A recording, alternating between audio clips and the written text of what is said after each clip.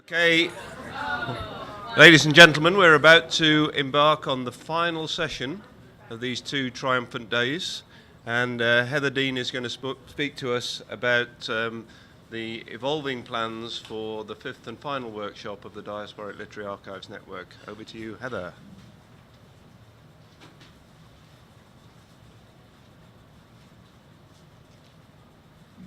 Good afternoon. So I know energy is dwindling, but hopefully we'll get you excited to come to Beinecke for the next meeting and to kind of keep the momentum of this meeting going. And I have to say that it's very inspiring and intimidating to be the final group hosting the Diasporic Literary Archives project, because I feel like the bar keeps getting raised higher and higher at each meeting. So keep that in mind as I'm going through our potential program. So what we've planned so far is that the meeting will take place over a day and a half. And the first session that we'd like to have would focus on collecting Born Digital Literary Archives. And I should back up and say that the focus of this meeting will be on the diaspora and the possibilities for digitization. And in thinking about digitization, we're also opening that up to Born Digital Archives, because this is really an area that you can't avoid these days if you're going to be collecting contemporary literary archives. Let's see. So the first session that we plan on having is on collecting, and this will be focusing really on the collection of Born Digital Literary Archives from the perspective of curators and dealers. And they'll be considering the legal and ethical issues involved in collecting Born Digital Literary Archives and the complexities involved, especially within the international literary marketplace.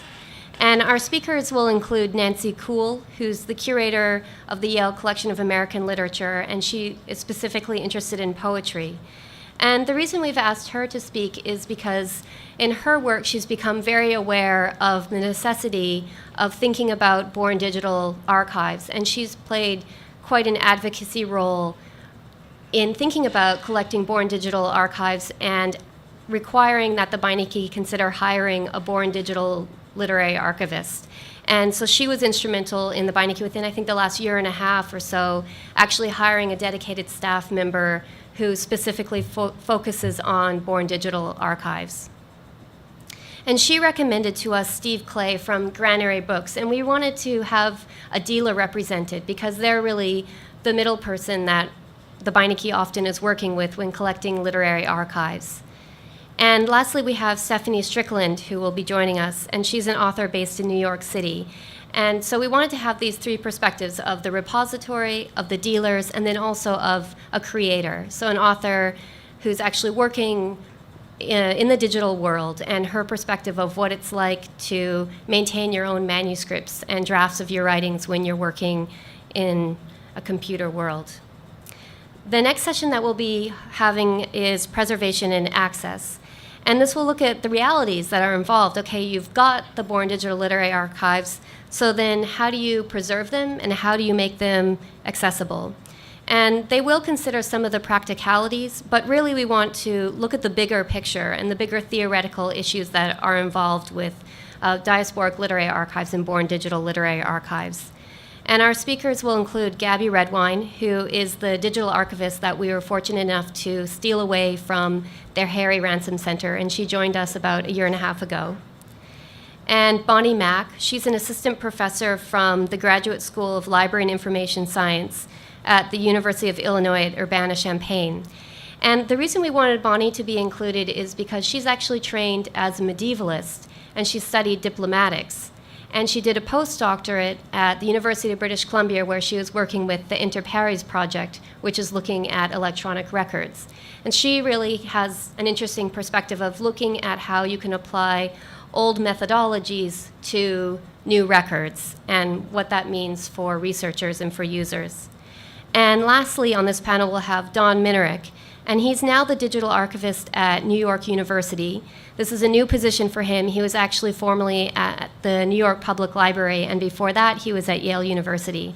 So he brings the perspective of someone that is trained as an archivist, but has gone back to school and gotten more technical education.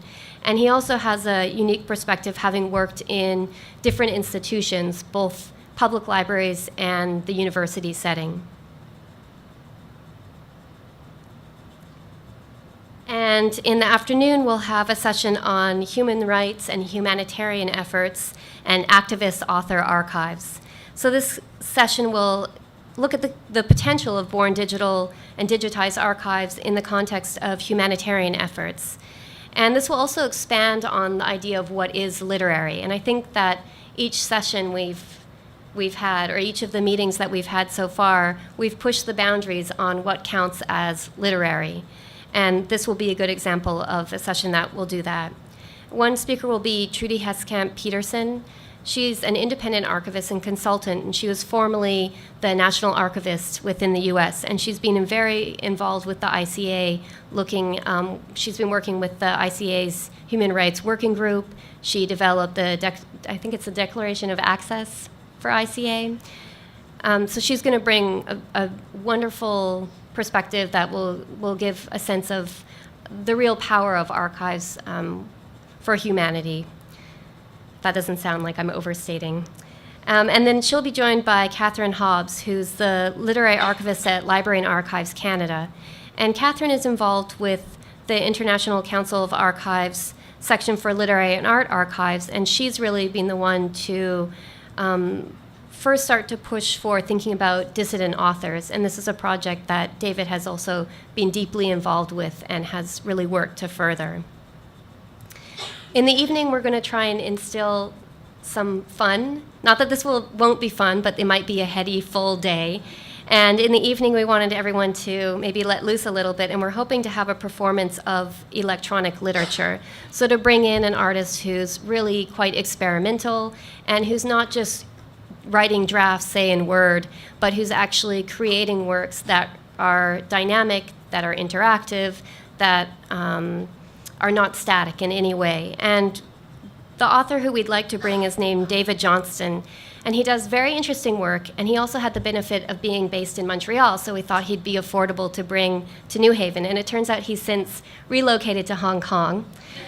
But since we've become familiar with his work, we feel very dedicated that we'd like him and only him to come and create this evening for us. So we're working very hard to have him as the keynote that evening, and then that will be followed by a reception. And moving on to Friday. In the morning, we'd like to start with a session that looks at case studies, and this will provide an overview of 2 projects that demonstrate the use and the value of digitization. And specifically, we want to look at faculty-driven research initiatives, and they'll provide insight into the scholarly potential of digitization projects and research utilizing cutting-edge technology. And both of these projects use manuscripts from repositories around the world, so they demonstrate the possibilities for collaboration between different institutions. So the first speaker that we've invited is Neil Freistad, and he's a professor of English at the University of Maryland, and he's also the director of Myth. And he's involved with New York Public Library on the Shelley Godwin Archive, which I believe was launched on Halloween this past year. We also, this is not finalized yet, but we'd really like to have Meg Bellinger and Barbara Shaler, who are both at Yale, represent the digitally enabled scholarship with medieval manuscripts. And this is actually a project that consists of 4 separate projects that are looking at how you can use digital tools to further the study of medieval manuscripts. And lastly, we'd like to end with a session on digital scholarship and digital humanities. And this will consider scholarly work using born digital archives or digitized archives. And there'll be an emphasis on projects with an international component. And this session will look at digital humanities projects and the scholarly discourse that they foster. And we'll also expand on the traditional definition of archives in considering projects that use large data sets in their research. So often when I've heard digital humanities scholars speak, they might say, okay, you have to expand your notion of what counts as literary. And often I'm thinking in the back of my head, well, you also have to expand the notion of what counts as archive, because often what they're referring to as archive within digital humanities veers far from what traditional archivists would consider archival or an archive. Our speakers will include Jeffrey Schnapp, who's a professor of Romance languages and literature at the Harvard Graduate School of Design, and he's also the director of MetaLab at Harvard University. We've also invited Rachel Foss to join us. She's a curator of modern literary manuscripts at the British Library, And lastly, we're, I think, about to extend an invitation, so this might be a little preemptive on my part. We'd like to invite Peter Leonard, who's Yale University's recently hired digital humanities librarian. And he's been doing a lot of work to look at the Vogue archive.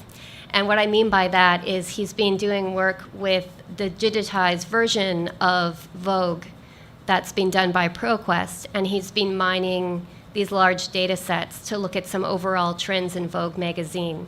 So again, he's going not just beyond what we might think of typically as literary, but also going beyond what we might, in the profession, think of what counts as archival.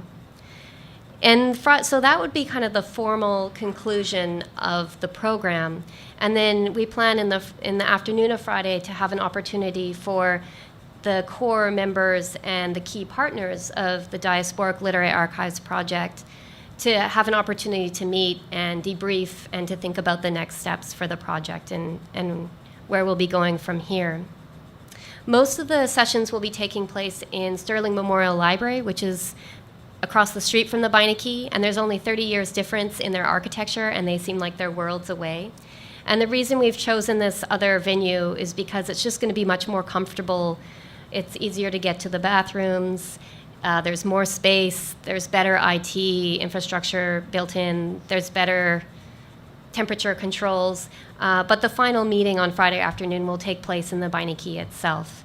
And I'd also say that this is a really unique moment to visit the Beinecke because we'll actually be closing in 2015, in May 2015, in order to undertake a giant renovation. So this is an opportunity to see the Beinecke before undertaking this huge transformative project. So this isn't all set in stone, and I would really love to hear if you have any ideas of projects that you know about that you'd like to see involved in some way, or themes that you'd like us to ask the speakers to address. We're very much open to getting your input and your perspective on, especially given that this is the final meeting. Can I just mention what is this working? Yeah. Can I just mention one thing, Heather? In the session, which I think is going to be a great session with Trudy Peterson and Catherine Hobbs, I'd like to make sure that as a network we address the limitations of digitization and respect the fact that, well, don't make assumptions that digitization is equally applicable in all countries in the world. So I think at the Beinecke's 50th anniversary celebrations, I suggested that there's probably about 195 countries in the world, and I wonder how many of those countries are ready yet to participate in all of the exciting possibilities that digitization offers. And for those countries that are not yet ready, what other types of media and alternatives and ways of interconnecting with sophisticated digital literary cultures are available. So I can't think, I'd like to talk to you about this outside the meeting, but I'd just like to put down this marker now that I think we should continue to aspire to be a network which puts out messages which are applicable in all the countries of the world, all the ICA member countries, for example. And I think we just need to bring that perspective about the limitations of digitization somewhere in the program, and it might fit best in the human rights area. Yeah, that's an excellent point. And I've had colleagues liken digitization projects to buying a horse, and the fact that it's not just a matter of having the horse, but then the upkeep and all the responsibilities that you then have. So that's an excellent point.